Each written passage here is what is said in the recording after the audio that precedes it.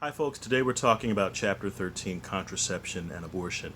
Now, the practice, the use of contraception and the practice of abortion go back for millennia, go back thousands of years. And so we'll talk about a few significant examples of both approaches to both, particularly in human social history.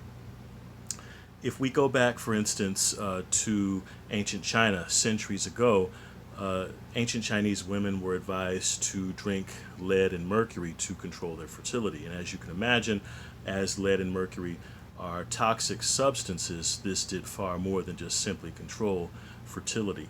If we go back to the Middle Ages, a number of different kinds of, be it amulets or practices, were advised for women to avail themselves of. Women were told by magicians to wear the testicles of weasels around their thighs, to wear shards of bones from cats around their necks, or to have the anus of a hare on their person. So a number of these things, as bizarre as they were, probably would scare people away from you. And so in that process, you probably were indeed engaging in something contraceptive. If we look at the ancient Mediterranean, the ancient era of Greece and the ancient Roman era, we often would see vegetable seed pods in that part of the world used to be a sort of crude barrier contraceptive wherein you would be keeping sperm from entering the uterus. And so that was done. Crocodile dung was also used, and you may remember that from the video that we saw about ancient Egypt. And again, the smell alone of such a device, so to speak, would be enough to turn most people off. There were other methods as well, and some of these pick up from the great book Contraception and Abortion in 19th Century America by Dr. Janet Farrell Brody, and she talks about, for instance, continuous abstinence being something that people would do, particularly during this time in American history. Also, coitus interruptus, or pulling out. And although, of course, we know that pulling out is not a perfect, if you will, method of birth control, it was used to some extent, and it actually got to be a part of court records at one point. Dr. Brody notes this in her book. So one man, for instance, protested that he couldn't be, and this was a court proceeding, one guy protested his innocence in court and said, well, Judge, there's no way that I could be the father because I pulled out. I always minded my pullbacks, was his direct quote. So, of course, at that time, if we're looking, for instance, at the 1700s, yeah, you could say something like that in court, and that would substantiate some sort of possibility. It would, of course, dispute the possibility back then in terms of parentage, but of course today we know much, and indeed do understand issues of fertility much more deeply. So again, we're looking at these being again practices, approaches that we've seen used throughout the world, not just here in North America, for thousands of years. Queen Anne's lace, the flowering plant that's sometimes used to brew a tea, that also, and you can see that growing wildly just about anywhere in the country, using that brewed tea, the brewed tea substance created from those flowering plants, that was shown and did have some contraceptive properties. So it wouldn't work as well as a barrier contraceptive the way that a condom is or the way that a sponge is, but it would have some basic effectiveness far beyond simply taking one's chances, if you will, so to speak, in terms of whether or not a child could be conceived, if you will. So again, these practices, these approaches go back many hundreds of years, thousands of years, from one society to another. So it's a big part of our living memory and our living history. Now, we also need to look at the categories of contraceptive methods. And so these are the broad sort of brushstrokes, the broad ways within which the different contraceptive methods can be subdivided and classified. We can first talk about these in terms of, number one of the major categories that we know fairly readily. And these we can talk about first include the barrier contraceptive methods, barrier methods of contraception. So with barrier methods, we're looking at what keeps the sperm from entering the uterus. And so we're talking chiefly today about condoms, but we're also talking about sponges, we're also talking about cervical caps. So the great thing about barrier methods, particularly condom use, is that it does encourage male participation in contraceptive use, and they're relatively easy to apply, so to speak. And so we're talking also about, in addition to the male condom, we're also looking at the female condom, which was introduced in this country back in 1994. Again, there are other methods that may be a bit more invasive in a sense. If you're looking at sponges and caps, something that will sit or block, if you will, the opening of the uterus, the cervix, sort of that being the site where you might see something like a sponge or a cap used.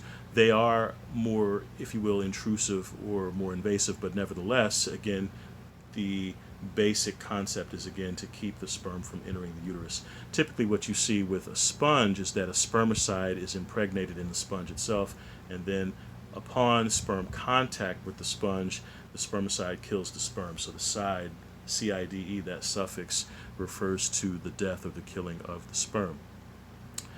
We do have additional methods, hormonal methods, for instance, in addition to the barrier methods, hormonal methods like birth control pills. Birth control pills remain the most and are the most popular contraceptive method worldwide. What hormonal methods do, if we're talking about birth control pills, so the basic type, we're also talking about mini pills. We're also talking about injectables, if you're looking at Lunel, which has gone back and forth with being on the market or not. Depo-Provera has been around for quite some time. So if we're looking at those, Implanon, for instance, that which can be placed under a woman's forearm, and it gives a time release, if you will, of hormones into the bloodstream. What the hormonal methods do, regardless of how what specific one we're talking about and how it actually works, the core of the hormonal methods is that they ultimately trick a woman's body into believing that it's pregnant, and then what happens is that simulated pregnancy state keeps the, if you will, womb inhospitable for an additional egg fertilization. And so that's what we're ultimately looking at. Now that might sound like, well, how does that work, or is that going to hurt a woman's body? But overwhelmingly, what we find is that menstrual regulation is positive. It has positive health benefits for a woman's body. And so even if it's not ever really truly a matter of contraception, some physicians will advise that women take birth control measures for their reproductive health, again, aside from whether or not they intend to conceive. We have more permanent surgical methods. For instance, we're talking about tubal ligation. We're also talking about vasectomies. And so with those, we're looking at purportedly permanent approaches, or at least approaches that will eventually become permanent. It will take some time, typically upon subsequently having those surgeries, particularly if we're looking at a vasectomy. It will take some time before it truly takes, so to speak, and keeps the sperm from being part of the ejaculate, but nevertheless, we're looking at something that is meant to last for quite some time. We can't leave out also chemical methods, and so this gets us back to the spermicide. You have vaginal contraceptive film and vaginal contraceptive foam, in addition to the spermicide that you might see in a sponge. But the film and the foam, those, what they are is they are truly the more basic forms of spermicide, wherein again, upon contact during intercourse, what would happen is the sperm would perish. It would die upon contact with the spermicide. And you can get the vaginal contraceptive film and foam over the counter, or if you will, behind typically it'll say a family planning case, or there'll be a family planning aisle, and you'll be able to see that those are offered typically behind glass, if you will, as contraception. The great thing about the chemical methods is that they're good methods to use if condoms aren't necessarily ideal, or other barrier methods aren't ideal, and if you are aware of your partner's sexual history and their sexual health status. And so if they're negative on STI, sexually transmitted infections, then using a chemical method can definitely be a way to go. We also have, and we can't leave out emergency contraception. We're typically here talking about high doses of birth control pills that are marketed and targeted towards some kind of, if you will, fallback method should a intended contraceptive method fails. Say, for instance, a condom breaks or it's lost during intercourse or something like that. So taking something like Plan B, again, a high, if you will, dose of birth control pills, what that does within a week of having theoretically unprotected sex, or a less, if you will, protected sexual experience, that does, again, create that inhospitable environment with respect to egg fertilization. And so that's ultimately what we're looking at there with respect to those kinds of contraceptive methods. And again, when we think about these methods, there is no best, there is no worst method. It really is a matter of where the individual is in their particular lifespan and what is going to be the ideal preferred ease of use. There are also cases where, for instance, women may be more sensitive to synthetic forms of estrogen or other kinds of hormonal methods, and so therefore a hormonal method may not be the best way. That also brings us to another broad category of methods, natural family planning. This at times has in the past been called the rhythm method.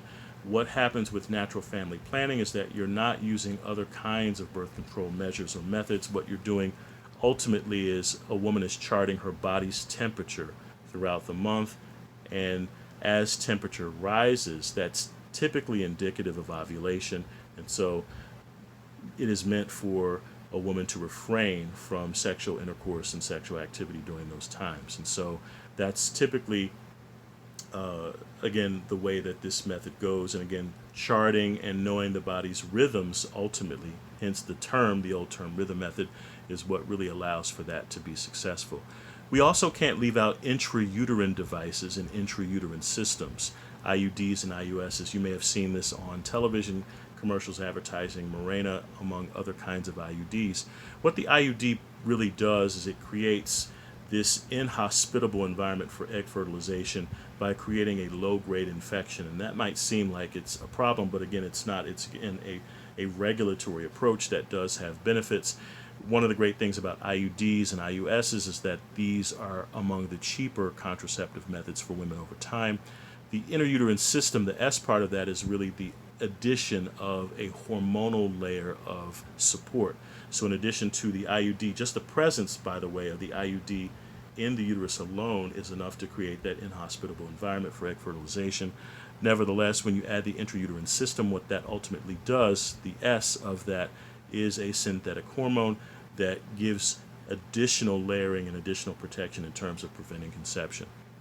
So again, these are typically longer term methods that are meant to be left, if you will, in place for 5 years or more. And so it's one of those great things, particularly for women who may have difficulty remembering. And a lot of folks do have difficulty and challenges remembering, well, did I take my pill last? When was the last time I took it? Those kinds of things. You don't have to get into that. Or do I have the condom? Does he have the condom? Where are they? Those kinds of things. And so it's a matter of what is ultimately going to be the ideal method, the ideal situation for oneself and one's partner or partners. Now, some of what I'm about to talk about does involve, and again harkens back to the book Contraception and Abortion in 19th Century America by Janet Farrell Brody. One of the things that Brody notes in her book is that if we look at the history of contraception and abortion in our country, there was very little standardization of language at the beginning, if you will. Contraception and abortion, contraceptive approaches just weren't talked about openly within the culture. If we go back to the 1700s, certainly if we go into the 1800s and 1900s, we're looking at laws like the Comstock Act that banned ultimately the possession and distribution of contraceptive materials and literature. And so there was a long, if you will, long-standing cultural ban or shunning of discussion of these particular kinds of measures and devices.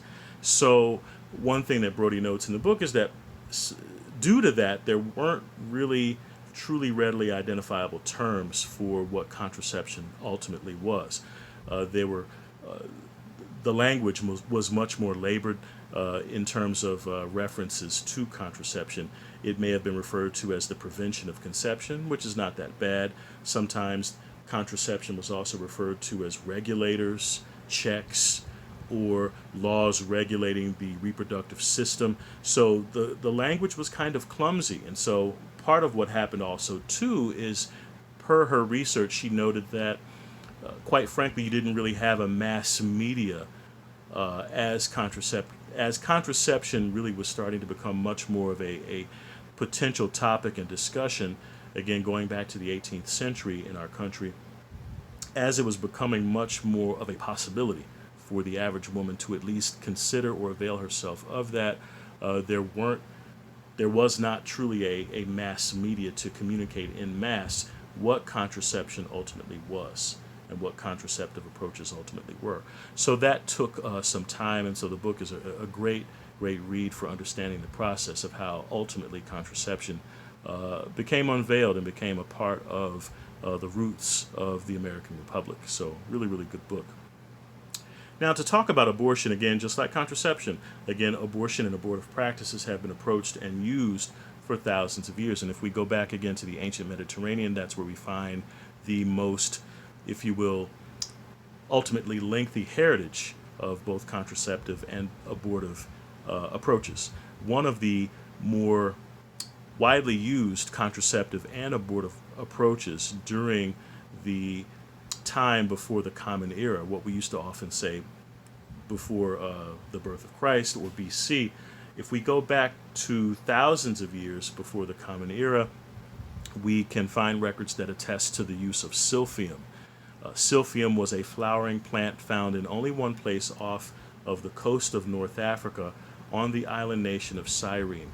Silphium was so widely used for both contraception and abortion that at the height of its popularity, it was worth more than its weight in silver.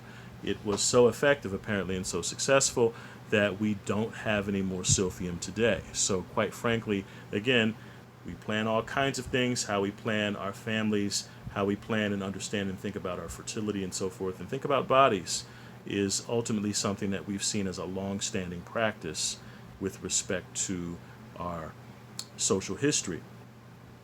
So silphium has that earliest, if you will, it gives us that earliest glimpse of how contraception and abortion were approached, particularly in the ancient Mediterranean region.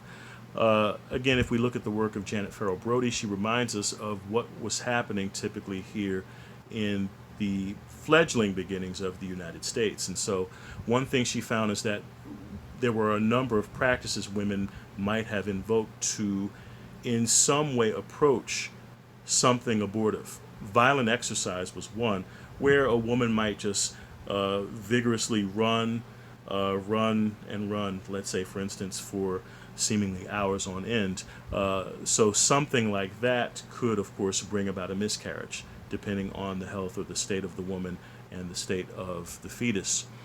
Also, she found cervical and uterine insertions. They were often used during this time by colonial women, and obviously doing something like that might rather not only bring about an abortion, but it might also bring about death or some other very serious disfigurement. There were a number of different species of plant that were thought to be both contraceptive and abortive, and so she talks about that. And a number of these were mint species, spearmint, for instance, calamint. There were a number of mint species that were thought to be contraceptive and abortive in nature, and they were often talked about and bandied about among, if you will, colonial era communities throughout the United States at that time. Now, if we go back to more recent history, particularly the pre-Roe versus Wade years, we realize that prior to 1973, abortion was virtually illegal in all 50 states, even in cases of rape, even in cases of incest. I should also mention, too, that Planned Parenthood has a great discussion of this in a couple of its publications and white papers that are on the website. And so they've talked to several folks who've worked on behalf of reproductive choice and rights for women for decades. And they talk about what women's lives were like largely before the Roe versus Wade decision, before 1973. So prior to that time, it was possible for single women who were pregnant to be fired from their jobs. So that could happen. That could be seen as a matter of cause. So no matter what the circumstances of the birth, no matter what they could possibly be, no matter what the health of the fetus was, a woman had to bear and have a child and have the pregnancy go to term. Also, prior to Roe versus Wade, prior to 1973, if a woman wanted to obtain something that was approaching an abortive procedure, she would have had to avail herself of a back alley abortion. And this was typically a medically unsound, medically unsanctioned procedure that would hurt not only the fetus in terms of accomplishing the abortion, but it might have brought about it in some cruel, disfiguring way, but also had an equally devastating effect on the body of the woman. So there were a number of accounts of what women's lives were like prior to the Roe versus Wade decision. One of the more interesting ones that Planned Parenthood quoted around this time was the case of Reverend Howard Moody. And Howard Moody worked during the late 60s and early 70s in New York City as a member of the clergy who also worked on behalf of women for reproductive rights and reproductive access. And so Reverend Moody said that they didn't really see this as separate from the ministry, that this was an ecumenical approach, a religious approach that involved people from many different faith backgrounds. And so this was an interfaith approach to helping women who were vulnerable and could have found themselves victims of even greater trauma by simply seeking something that really mattered to them and ultimately was about what control, if any, that they had over their bodies. And so Reverend Moody said, well, a woman had to, if she wanted to have an abortion prior to 1973, she had to go to a parking lot and meet someone in that parking lot late at night and drive and travel to some unknown place, and she didn't know whose hand she was in. And so these were the kinds of circumstances and situations that women were ultimately in prior to the Roe versus Wade decision, which was made in 1973, early that year, ensuring a woman's right to an abortion, an abortive procedure within the early stages of pregnancy. And the Roe versus Wade decision ultimately came out of the state of Texas, successively going from lower courts to higher courts. And if we think about Roe stood for and represented for Norma McCorvey. It was a pseudonym. It was a false name made to protect her identity. So Norma McCorvey was ultimately the plaintiff in that case, and then Wade was Henry Wade, the DA of for Dallas, Texas, and that vicinity of, if you will, Texas. And so as the case rose out of Texas, and it eventually reached the Supreme Court, and that's where the Roe versus decision was made. So since 1973, so for the past 47 years, abortion has been legal and constitutionally protected throughout all 50 states and territories. However, there are exceptions. There are challenges, if you will. There's a caveat there in that each state can calibrate to some extent, to a fair extent, abortion access, and so often it's a state-to-state issue. So we are a state that tends to lean toward the pro-life. Here in Michigan, we tend to lean toward the pro-life sort of side of things, so we tend to be more conservative. So in more conservative states like Michigan, we often impose waiting periods where if a woman wants to have an abortion, she may have to wait, will have to wait, I should say, not may, 24 hours before she can have the procedure. And during that waiting period, she may be presented with information to, in a sense, help her change her mind to something that is much more pro-life.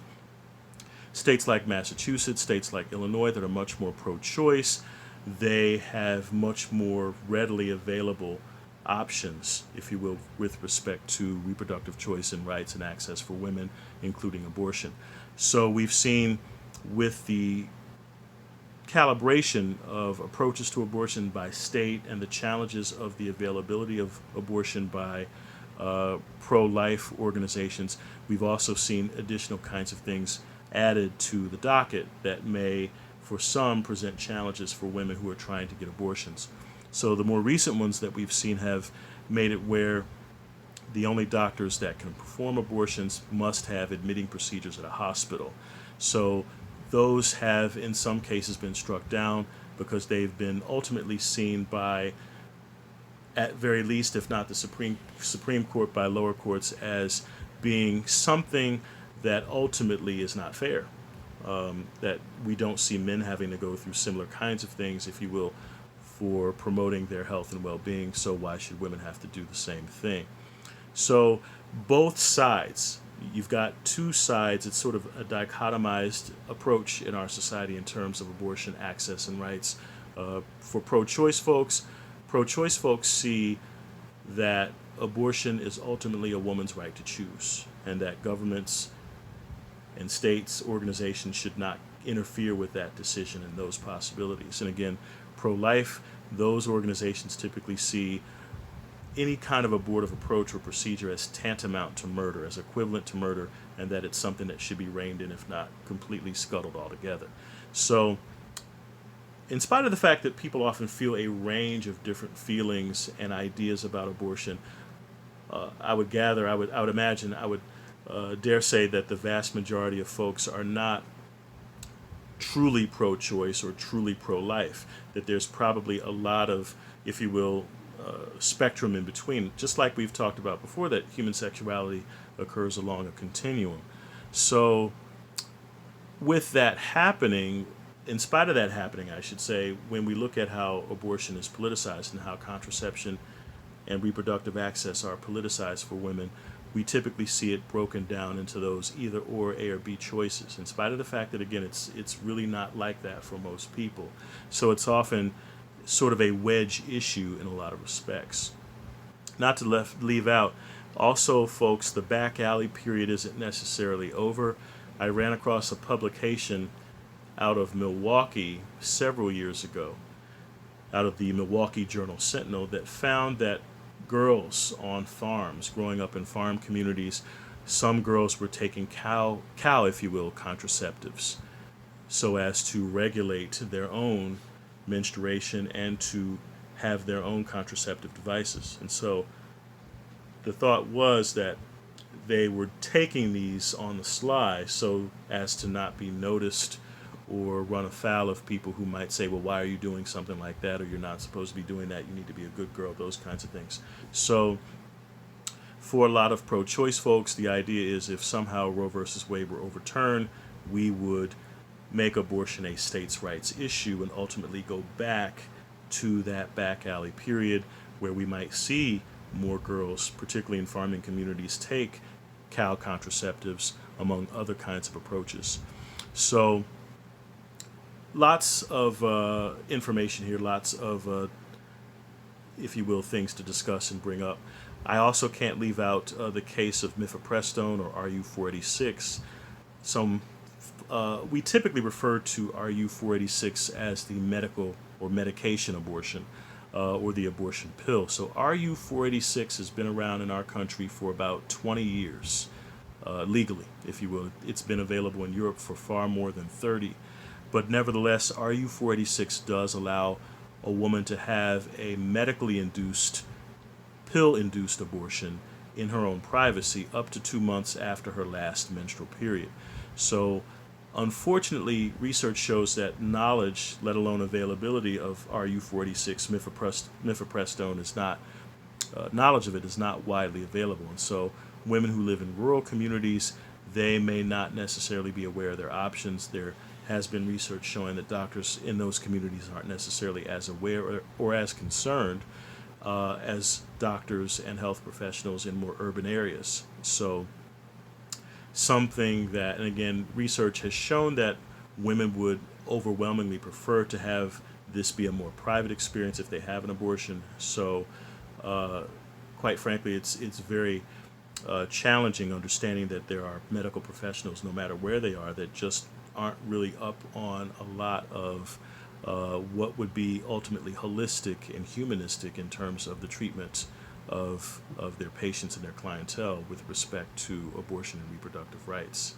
In addition to the two positions of pro-choice and pro-life, we also have pro-choice and pro-life leaning organizations. And so good examples of pro-choice leaning organizations in our society are Planned Parenthood, as well as NARAL, the National Abortion and Reproductive Rights Action League. So NARAL and Planned Parenthood both effectively lobby Congress and lobby state governments to pass laws that are deemed for open access and respectful of women's reproductive rights. We have other organizations that conversely are much more conservative and much more pro-life, and with those we're looking at organizations like the Family Research Council. And so for them, they talk about defending family and faith and freedom.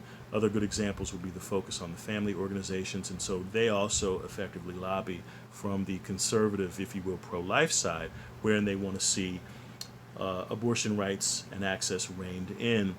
And overwhelmingly, those who are on the pro-life side tend to be very, very male-oriented and very, very male-centered ways of looking at human sexuality and the sexuality of women. So there is a connection between what we see in terms of government and how it functions, and how few women we find in government and positions of political influence, and what we see often happening in terms of pro